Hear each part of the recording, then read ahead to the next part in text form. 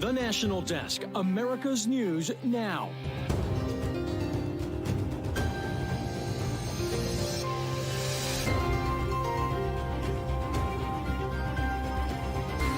Breaking as we come on the air, Donald Trump is on his way to Atlanta.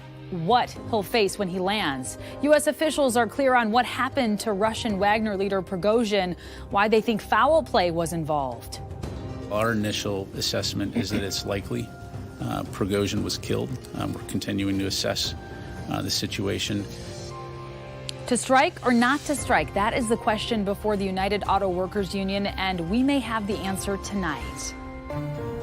This is the National Desk, America's News Now. I'm Amira David. Breaking news, Donald Trump is just about to land in Atlanta any moment now. His plane departed from New Jersey at 4 p.m., and he will then make his way to Fulton County Jail, where he will surrender to be arrested for the 4th time this year.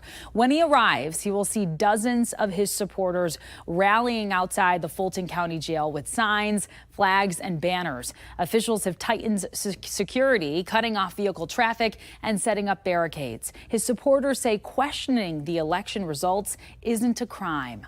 Before turning himself in, Donald Trump shook up his legal team in Georgia, hiring Stephen Sadow as his new representation. Sadow is a prominent defense attorney out of Atlanta who has criticized District Attorney Fani Willis for approach of using racketeering laws known as RICO to indict Trump and his co-defendants. District Attorney Fani Willis now wants the trial for all 19 co-defendants to begin as early as October 23rd of this year. This change comes after Kenneth Chesebro, one of the defendants, filed a request for a speedy trial, as is his right. Willis wants all 19 to be tried at the same time. She had previously asked for a March 24th trial date. Donald Trump wants the trial to happen after the 2024 general election. And Fani Willis will also be subpoenaed, or Fani Willis, rather, will subpoena Brad Raffensperger to testify at a hearing involving Mark Meadows' request to move his case to federal court. Meadows is one of the 18 defendants charged alongside former President Trump. Following the 2020 election, Trump made a call to Raffensperger, urging him to, quote, find the votes needed to overturn his loss in the state. Meadows was also on that call. The hearing is set for Monday morning. Meantime, on Capitol Hill, House Judiciary Chairman Jim Jordan is launching a probe into Georgia prosecutors and their handling of this case. Jordan says he's investigating whether Fulton County DA Fani Willis coordinated with federal officials, including special counsel Jack Smith, before issuing those indictments. In a letter to Willis, Jordan wrote, the circumstances surrounding your actions raise serious concerns about whether such actions are politically motivated. Willis has yet to comment. Excessive heat still a top concern for 106 million people across the country. The heat wave exceptional even for this record-breaking summer. It's all being fueled by a heat dome that spans across much of the Midwest, 19 states from the Gulf Coast north all the way to Minnesota. Chicago, St. Louis, Des Moines, Kansas City, and Oklahoma City all seeing triple-digit temperatures today. And this weekend, that heat dome is expected to retreat from the Midwest and intensify over the southern U.S. Applications for unemployment benefits dropped again last week, often seen as a byproduct of how many Americans may have been laid off. The Fed would actually like to see this number go up as they work to keep inflation down. The belief is if the job market cools, wages go down, and that could lower overall price growth. Meanwhile, high prices are on the minds of many Americans across the country, so much so that Democrats are losing support from key voting blocs over economic woes. National correspondent Janae Bowens shows us how big a role this is playing in the upcoming election. Janae. 24 presidential. The economy front and center at Wednesday's Republican presidential debate. They need to stop the spending. They need to stop the borrowing. Joe Biden's Bidenomics has led to the loss of $10,000 of spending power for the average family. This at a time when the president is trying to sell Bidenomics. It's working. When we invest in ourselves, when we strengthen the middle class, We see stronger economic growth. But his sales pitch is facing significant headwinds. Many Americans connecting with Oliver Anthony's chart topper, Richmond North of Richmond, laying out their economic frustrations. I've been selling my soul, working all day, overtime hours for bull pay. A recent poll from Quinnipiac shows 58% of Americans disapprove of President Biden's handling of the economy, including 35% of Black voters and 50% of Hispanic voters. Is there a disconnect? I think so. I mean, we're obviously seeing numbers that reflect that, Black and brown communities are feeling as though they're not feeling the benefits of this economy. But at the end of the day, the numbers are there. Democratic strategist Dallas Jones remains optimistic voters will come around when reminded of things like low Black unemployment. But in real terms for Americans, as prices are 18% higher today than they were before the pandemic and interest rates continue to spike, Republicans see an opening. We must reverse Bidenomics so that middle-class families have a chance to succeed again. We cannot succeed as a country if you are working hard and you can't afford groceries, a car, or a new home. Now, we can expect the economy to be a focus at the second debate that's going down on September 27th in California. And Janae, the question is what all of this might indicate about the economy and whether it's improving. When can we expect to see more numbers? Right, so we'll get new data on the country's employment situation next Friday. That's on September 1st. And then about 2 weeks after that, on September 13th, we'll see if inflation is cooling or rising. Amira?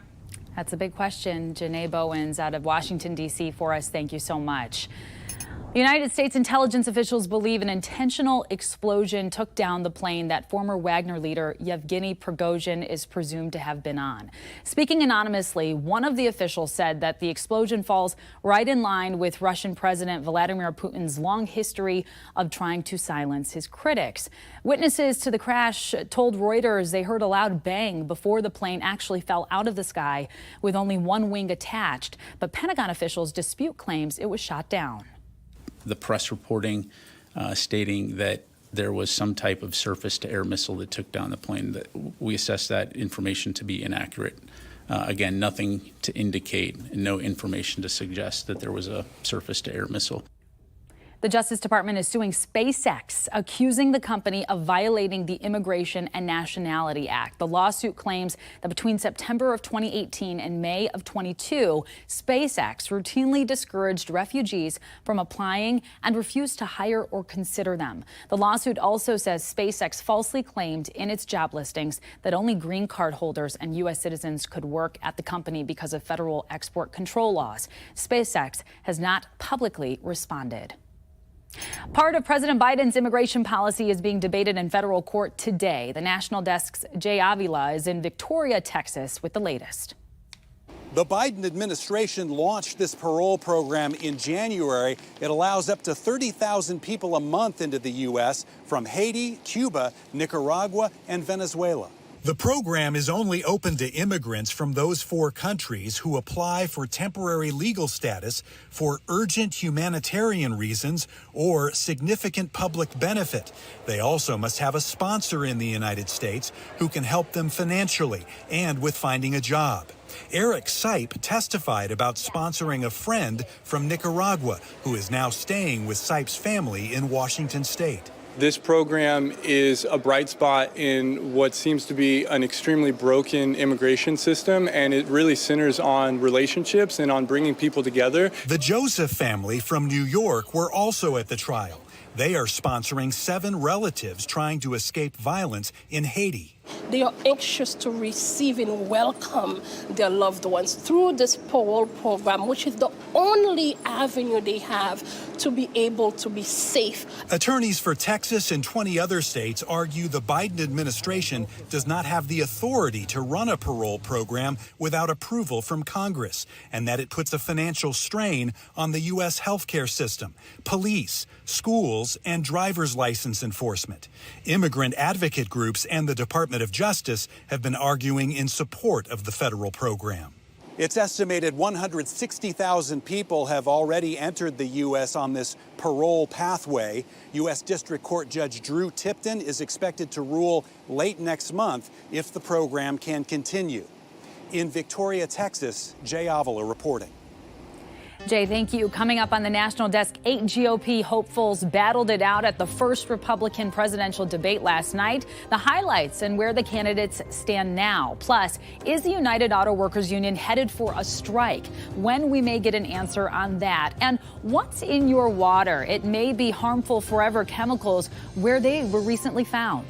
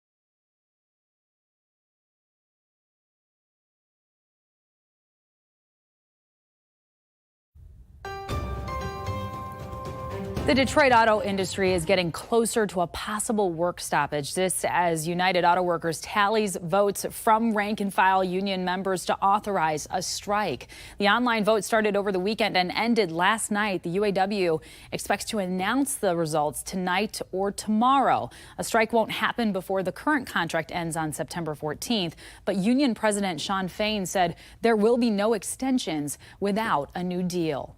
The union is demanding a 46% pay increase over 4 years, a 32-hour work week for full pay, and improved benefits. One of the big three auto companies earlier in August said these demands would threaten the future of their company. We are getting an entirely new view of the fight for the White House after the race took a big step forward as 8 Republican candidates kicked off the first debate in Milwaukee on Wednesday night. They argued over the issues, the direction of the party, and of course, Donald Trump. Chief political correspondent Scott Thuman was at the debate and shows us what happens next. Well, we are entering a new phase in this race following the melee here in Milwaukee, the first presidential debate setting the tone for what's next. Will Trump's absence pay off? And how are other candidates trying to capitalize on it to alter the field moving forward? You've been pushing this lie all week, Nikki. You want to go and defund Israel? You want to Okay, let me address that. I'm glad you brought that up. I'm going to address each of those right now. They may have come out swinging, but who leaves Wisconsin with a win? Newcomer Vivek Ramaswamy, for better or worse, grabbing the spotlight by dishing out insults. Starting from 0.0% in the polls in March to where I was today at the center of the stage, at the center of taking attacks from a number of establishment politicians that I take as a badge of honor. There was agreement over the goal, replace President Biden. But with who? We need to send Joe Biden back to his basement and reverse American decline. So did any of these 8 Republican contenders move the needle enough to change their place in the polls, especially as they wrestled for viewers' attention with Donald Trump, who skipped the debate for this interview, portions of it garnering more than 160 million views online, where Trump could criticize his latest indictment and arrest. I got indicted 4 times. All trivia, nonsense, bull. It's all bull. Donald Trump Jr. telling me afterward his father's place secure as his next closest competitor, Ron DeSantis, fell short of expectations and now risks another drop in polling. If Ron DeSantis has to look around a stage, wondering whether to raise his hand, you saw it. I mean, it was like you think DeSantis fell flat? Like, it's not even a question. Though DeSantis' team is pointing to some headlines this morning saying he came out winner last night. And then, of course, there's the question about Ramaswamy. Will his success be short-lived, as is often the case with newcomers, or does he have real staying power after that performance? In Milwaukee, Wisconsin, Scott Thuman for the National Desk. Evan Gershkovich, the American Wall Street Journal reporter detained in Russia, will remain in prison for now. A Moscow court extended the Gershkovich pretrial detention until November 30th at a hearing today. 31-year-old American citizen was arrested on espionage charges while on a reporting trip to Russia in late March. But Gershkovich and the Journal have denied the allegations against him. The U.S. government considers him wrongfully detained. Causing controversy, Japan has started discharging wastewater from its Fukushima nuclear plant into the Pacific Ocean. The move sparking anger both in Japan and abroad. Since the 2011 tsunami damaged the plant, more than 1 million tons of treated wastewater has accumulated there. Releasing treated wastewater is a routine practice. Japan has said that releasing the water is a necessary step in decontaminating the plant. But critics, they have argued that releasing that unprecedented amount of radioactive waste could significantly damage the Pacific's ocean bed and marine life. Japan's fishing industry fears it could curb consumer demand. And in fact, China has already banned seafood out of the country. FIFA has opened a disciplinary case against the Spanish soccer president who left onlookers around the world stunned when he locked lips with a player after Spain's victory in the Women's World Cup. The governing body now says it will weigh if Luis Rubiales violated code related to rules around conduct. Rubiales also coming under fire for a gesture he made grabbing his privates while watching the match. A new Lego launch, Lego Braille bricks, now on sale on the company's website. The specially made bricks are designed so that anyone who uses or is curious about Braille, a system of reading and writing by touch, can do so. Experts say knowledge of Braille leads to higher levels of education and better employment opportunities for those who are visually impaired. Subway, the sandwich maker, has sold. The chain said today that it will sell to the private equity firm Work Capital. That's the parent company of Dunkin' Donuts and Arbys. The Wall Street Journal reporting that it's a $9.6 billion deal. The sale comes after years of the chain losing market share, competing with fast-growing rivals like Panera and Firehouse Subs. We have reporters all across the country in your neighborhoods covering issues that matter most to you. And we are taking the pulse of America.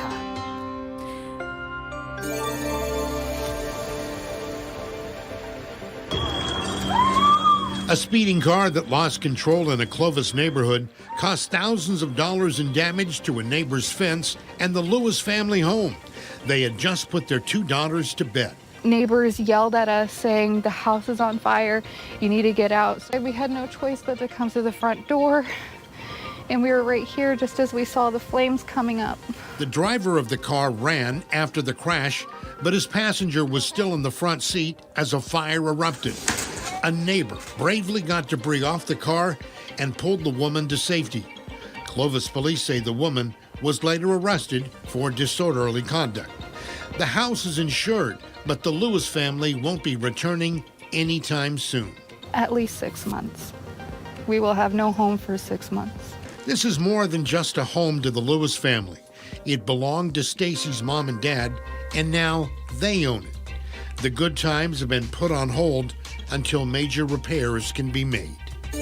Now over to Washington. A Tacoma police detective is recovering after he was shot in the shoulder by 2 teens. According to Tacoma police, officers attempted to pull over a vehicle that was driving erratically yesterday afternoon. When it came to a stop, a 14 and 15-year-old got out of the car and fled, shooting the detective in the process. The teens were found a short time later and booked on suspicion of attempted murder. It's heart-wrenching because, we're moms, we're dads, we're daughters, we're sons. So to hear that a family is going to have to face something very difficult, it's challenging. The investigation is ongoing. And in Texas, a new law will allow the state's Department of Transportation to adapt speed limits based on road conditions. Under current Texas law, speed limits can only be changed after a study and approval from a commission. The new law allows the department to bypass those steps, but it can only be used in certain situations like inclement weather and would only be in effect when posted on signs notifying drivers of the change. Anything that you can do to keep drivers safe, especially young drivers who aren't used to any of those conditions or drivers who have never been able to drive in the snow or on the ice. The law takes effect September 1st. And coming up, water worries. Our investigative team explains the fear surrounding tap water.